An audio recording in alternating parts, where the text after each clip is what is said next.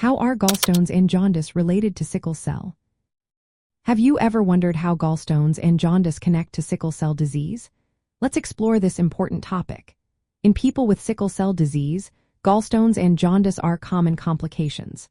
This is largely due to a process called hemolysis, where sickle-shaped red blood cells break down more quickly than normal cells.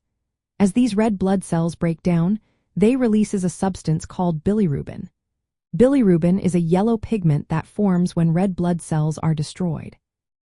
In sickle cell disease, the body produces excess bilirubin because of the rapid breakdown of these abnormal cells.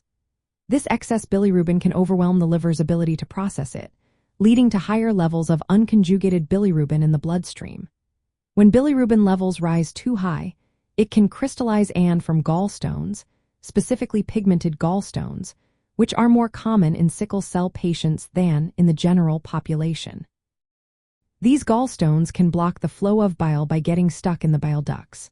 When this happens, it can lead to jaundice, which is the yellowing of the skin and eyes. Jaundice occurs because the bilirubin builds up in the blood when the bile flow is obstructed. In sickle cell patients, jaundice can result from both gallstones blocking bile ducts and the underlying hemolysis itself. The risk of developing gallstones increases with age, especially in adolescents and young adults aged 11 to 29. This risk is linked to more severe hemolysis, which can be indicated by lower hemoglobin levels, higher reticulocyte counts, and elevated bilirubin levels. Symptoms of gallstones may include abdominal pain, especially after eating fatty meals, nausea, vomiting, and worsening jaundice. Due to the potential complications that gallstones can cause, such as bile duct obstruction and infection, patients with sickle cell disease are often monitored for gallstone development from childhood. If gallstones do develop and cause problems, treatment may involve surgical removal of the gallbladder, a procedure typically done laparoscopically.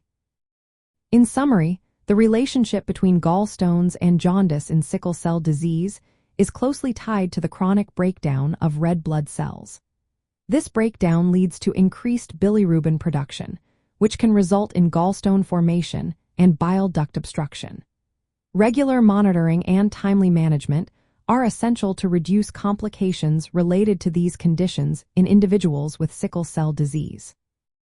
Always consult healthcare professionals for personalized medical advice regarding these issues.